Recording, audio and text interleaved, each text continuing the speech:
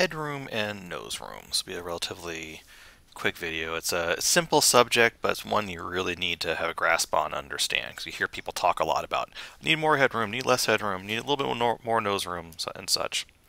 Headroom is kind of in the title. It talks about how much room you have amount between the top of the subject's head and the bottom of your frame. Too little headroom, which is the example over here, means the top of the head's cut off. Too much headroom means that you got too much space here. And the proper headroom, is that amount of space there. It's, the amount of headroom you have is kind of subjective depending from person to person, but I would definitely say that the examples here are pretty typical of what too much headroom and too little headroom looks like. Having too much headroom can make the person look like they're sinking, make it look like the camera is falling down a little bit.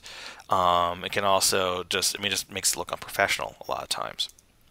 Having too little headroom puts way too much emphasis on the chin and neck.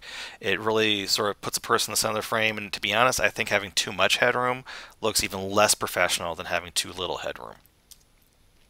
Nose room, now granted, it doesn't have to be a person's head. It can be an object, but most of the time you're filming people. So nose room refers to amount of space in front of your subject, usually leaving extra space in the direction they're looking.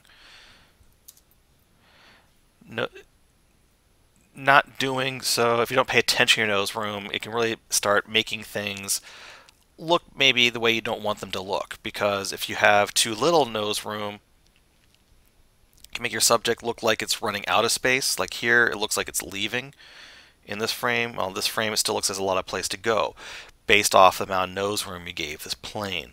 So you want to make sure it's again, these are subtle things that play into this. But nose room is very important for showing where something can go or has the ability to go.